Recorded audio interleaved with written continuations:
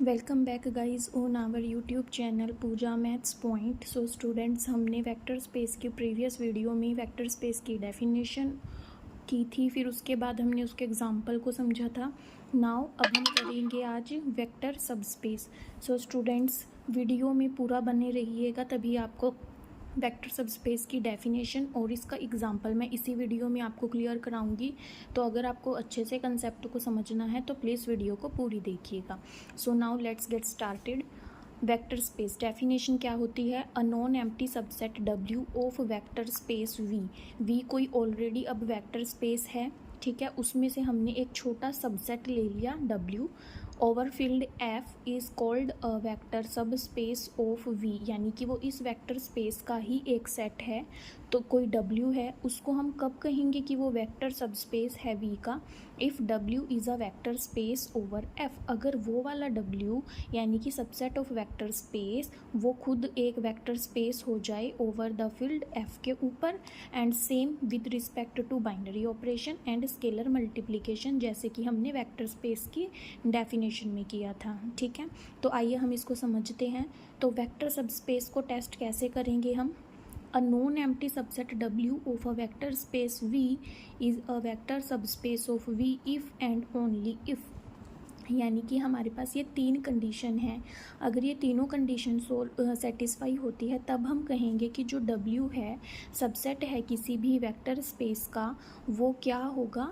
वो vector space होगा over F with respect to binary operation, addition and scalar multiplication over field F, ठीक है। तो first condition क्या है? ज़ीरो बिलोंग्स टू W, यानी कि कुछ ना कुछ एलिमेंट उसमें होगा, वो एक नॉन एम्प्टी सबसेट होगा।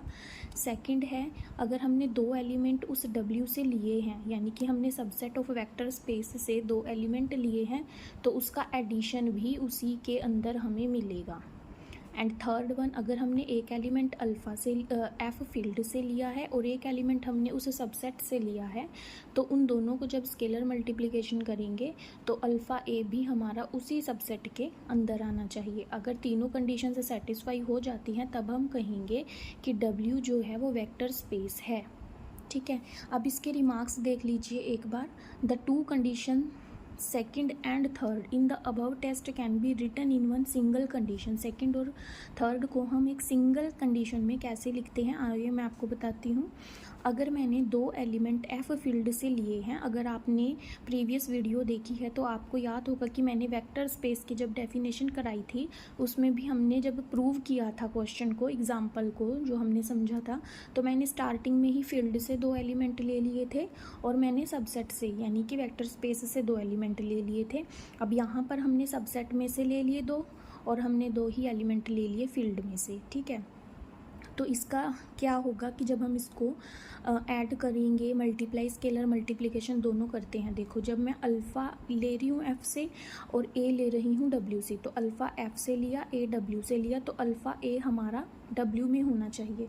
तो मैंने कहा कि अगर मैंने एलिमेंट लिए हैं तो इनकी प्रोडक्ट हमने ऐसे लिख दिया और फिर मैंने सेकंड वाले की प्रोडक्ट करके उसको लिख दिया, दोनों को ऐड कर दिया, इसमें आया। क्यों आया? देखो, मैंने अलग अलग नहीं लिखा है यहाँ पर। यहाँ से देखो, अगर मैं अलग से अल्फ़ा बिलोंग्स टू F लिखती, A बिलोंग्स टू W लिखती, तो अल्फ़ा A हमारा W में जाता, ठीक है। सिमिलरली मैंने लिखा alpha belongs to F, B belongs to W, तो अल्फ़ा B भी हमारा किस में जाएगा? W में जाएगा। और दोनों ही अगर मैंने दो एलिमेंट मैंने W से लिए हैं तो उनकी एडिशन भी कहाँ होगी? W में होगी। तो इसी तरह से मैंने जब दोनों का किया है तो अल्फ़ा A और अल्फ़ा B दोनों की एडिशन कहाँ हो गई है? W में। सिंस बाय टेकिंग, अगर मैं अल्फ़ा और बीटा को 1 ले लेती हूँ, अगर इनकी वैल्यूज़ मेरे पास 1 आ जाती है, द अबव कंडीशन हमारे पास क्या है? अगर ये दोनों अल्फ़ा 1 हो जाए, बीटा भी 1 हो जाए, तो A प्लस बी हमारा W में जाएगा, यानी कि कंडीशन 1 हमारी क्या हो जाएगी? सेकंड वाली सेटिस्फाई हो जाएगी। देखो, यहाँ पर A plus B belongs to W, ठीक है। नेक्स्ट हमारे पास है which is condition third of above test. ये सेकेंड कंडीशन थी कि A प्लस बी आपका W में आना चाहिए, क्लियर। अगर फिर मैं इसी कंडीशन में बीटा को 0 ले लेती हूँ, यानी कि इस वाली केस में अगर मैंने अल्फ़ा बीटा 1 लिया तो A प्लस बी हमारा W में चला गया। अगर मैंने ले लिया कि बीटा हमारे पास 0 है तो हमारा अल्फ़ा ए कहाँ पर चला गया, W को, तो कौन सी कंडीशन सेटिस्फाई हो गई है आपकी, थर्ड। तो इस केस में थर्ड सेटिस्फाई हो जाती है, ठीक है। तो इस तरह से हम कह सकते हैं कि फर्स्ट 2 कंडीशन है हम उसको एक करके भी लिख सकते हैं। And second is important thing क्या है, जो नल स्पेस होता है 0, यानी कि इसको हम सेट भी बोलते हैं space, and the whole space we are always subspace of V. जो नल स्पेस होता है और होल स्पेस होता है वो हमेशा सब स्पेस होते हैं वी के, आर कॉल्ड ट्रिवियल वेक्टर सब स्पेस, और इनको हम ट्रिवियल वेक्टर सब स्पेस बोलते हैं वी का। And all other vector subspace of V are called non trivial, यानी कि proper vector subspace of V. सिर्फ नल स्पेस और होल स्पेस को हम क्या बोलते हैं, ट्रिवियल, और जो बाकी के सारे रह जाते हैं वो नॉन ट्रिवियल या फिर प्रॉपर वेक्टर सब स्पेस होती हैं, ठीक है। आई होप आपको वेक्टर सब स्पेस की डेफिनेशन अब क्लियर हुई होगी।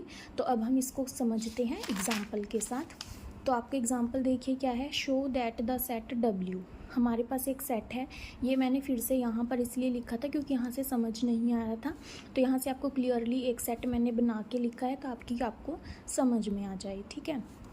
तो हमारे पास जो सेट है उसमें हमारे पास 3 एलिमेंट का पेयर है, ठीक है, 3 एलिमेंट हैं इसमें हमारे पास x1 x2 x3, such that ये है किस तरह से दे रखे हैं हमें कि 2 ऑफ x1 माइनस 3x2, अगर हम 2 टाइम x1 कर दें 3 टाइम x2 कर दें सब्ट्रैक्ट कर दें तो वो x3 के इक्वल होगा, इज़ अ सब स्पेस ऑफ R। 3 ये इसलिए लिखा है क्योंकि हमने रियल में से 3 एलिमेंट के ऐसे ट्रिपलेट लेने हैं, ठीक है।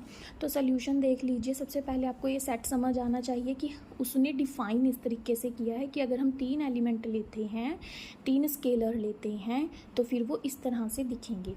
तो हमने क्या ले लिया, सबसे पहले हमने इस तरह से जो है ये 2 ले लिए और हमने इसको नाम दे लिया W1 and W2 belongs to W, क्योंकि हमने तो कंडीशन ये वाली सब स्पेस वाली सेटिस्फाई करवानी है कि 2 एलिमेंट W में लेंगे तो एडिशन भी वहीं पर आनी चाहिए।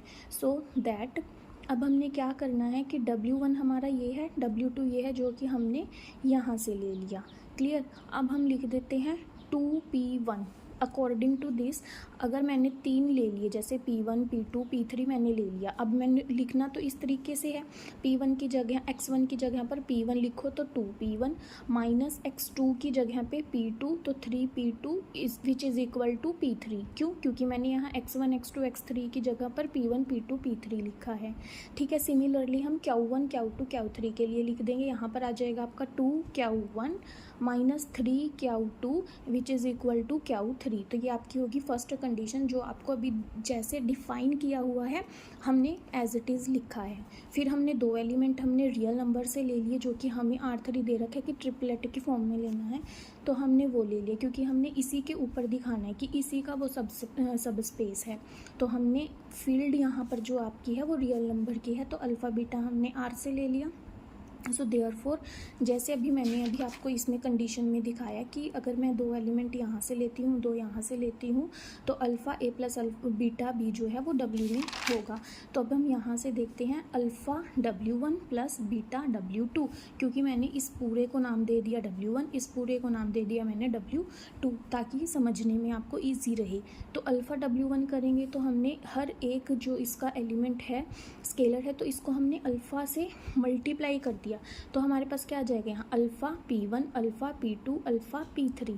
इसी तरह से अल्फ़ा W2 करेंगे तो alpha Q1 alpha Q2 alpha Q3 आ जाएगा, ठीक है। और जब हम उनको ऐड करेंगे तो अल्फ़ा P1 प्लस अल्फ़ा यहाँ पर बीटा था ना W2 के साथ, तो बीटा Q1 बीटा Q2 और बीटा Q3 आ जाएगा। और जब हम इसको ऐड करेंगे तो alpha P1 plus beta Q1 alpha P2 plus beta Q2 alpha P3 plus beta Q3, वो मैंने लिख दिया है।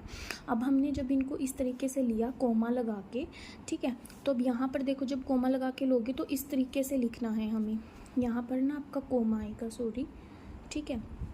तो अब यहाँ पर 2x1 यानी कि जो फर्स्ट यहाँ पर नंबर होगा उसके 2 से मल्टीप्लाई, तो 2 से मल्टीप्लाई मैंने इसके साथ कर दी। यहाँ पर हमारा ये है alpha P1 plus beta Q1 minus 3x2 यानी कि माइनस 3x2 यानी कि ये alpha P2 plus beta Q2, ठीक है, अब इसको सॉल्व करते हैं। अगर इसको सॉल्व करके ये क्या x3 के इक्वल आ गया, यानी कि इसके इक्वल आ गया तो ठीक हो जाएगा। तो यहाँ से देखो मैंने क्या किया है, अल्फ़ा को बाहर निकाला, ठीक है, क्योंकि हमने इसको इस तरीके का बनाना है, alpha P3 plus beta Q3। तो पहले मेरे को अल्फ़ा को बाहर निकालना है, तो अल्फ़ा बाहर निकालूंगी तो यहाँ से क्या आ जाएगा 2P1। यहाँ से अगर मैंने अल्फ़ा बाहर निकाला तो यहाँ से क्या है -3P2। फिर प्लस सिमिलरली मुझे बीटा चाहिए, तो मैंने बीटा कॉमन निकाल दिया। यहाँ से आपका क्या आ जाएगा 2Q1 और यहाँ से क्या आ जाएगा -3Q2। क्लियर। तो ये हमने अल्फ़ा लिख दिया। अब 2P1 -3P2 ये वैल्यू किसकी थी हमारी P3 की, तो मैंने P3 लिख दिया। फिर beta 2Q1 -3Q2, 2Q1 -3Q2 किसकी वैल्यू थी Q3 की, तो Q3 लिख दिया। अब क्या ये इसके जैसा नहीं है सेम टू सेम, तो ये कंडीशन सेटिस्फाई हुई या नहीं हुई, हो गई।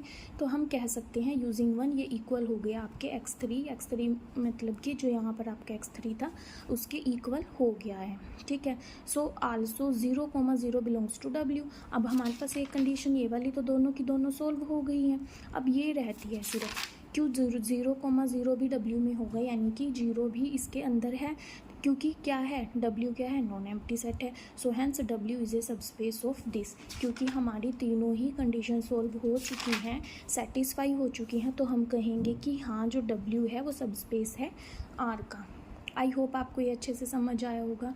देखिए स्टूडेंट्स, अगर आप सच में इंटरेस्टेड हैं तो आपको प्रैक्टिस करके देखनी पड़ेगी, क्योंकि practice makes a man perfect. जब तक आप प्रैक्टिस नहीं करोगे आपको जो है चीज़ें अच्छे से क्लियर नहीं होंगी। अपने हाथ से रिटर्न करोगे, सॉल्व करोगे, इक्वेशंस लोगे, क्वेश्चन सॉल्व करोगे, तो आपको अपने आप से ही जो है चीज़ें थोड़ी थोड़ी करके क्लियर होना स्टार्ट हो जाएंगी, ठीक है। सो नेक्स्ट इसका एग्जांपल देखते हैं ताकि आपको कंसेप्ट और भी इजी तरीके से समझ में आ जाए। तो यहाँ पर मैंने एग्जांपल लिया है मैट्रिक्स का, मैट्रिक्स फॉर्म में। तो शो दैट द सेट, अब हमने यहाँ पर एक सेट इस तरीके से डिफाइन कर दिया, इज़ अ सब space of the vector space M2, यानी कि matrices of 2 cross 2 matrices over R।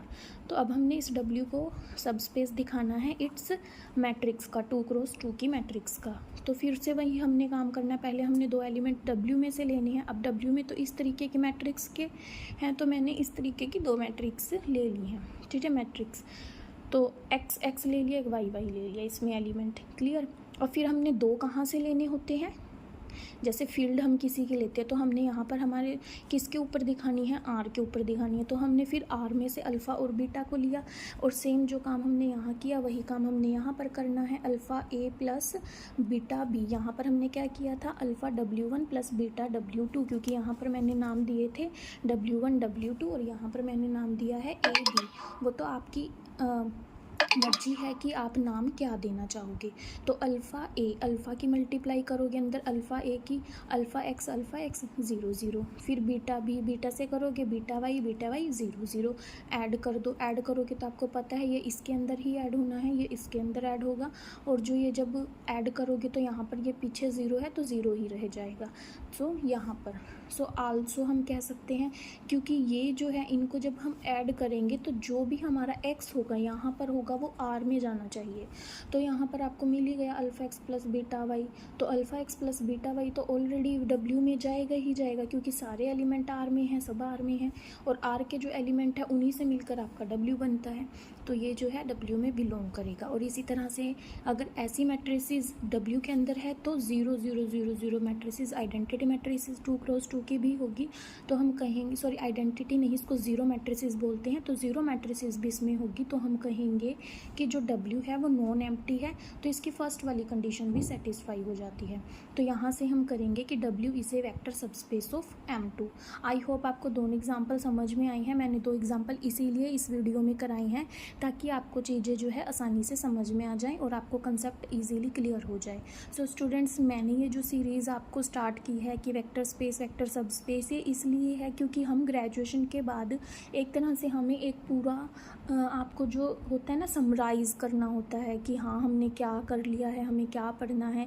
या फिर कुछ स्टूडेंट्स होते हैं जिनको एमएससी एंट्रेंस देना होता है यूनिवर्सिटी में एडमिशन के लिए, तो वो लोग जो है यहाँ से प्रिपरेशन कर सकते हैं। जिनको अपना एक समराइज़ करना है कि उन्होंने अभी तक ग्रेजुएशन तक क्या काम किया है, तो वो भी मेरे इस चैनल पर आपको सारी वीडियोज़ की अपडेट मिलती रहेगी, जैसे मैं आपको स्टार्ट करवा चुकी हूँ। सो मिलते हैं नेक्स्ट वीडियो में। अगर वीडियो आपको पसंद आई हो तो प्लीज़ लाइक शेयर और कमेंट ज़रूर कीजिएगा।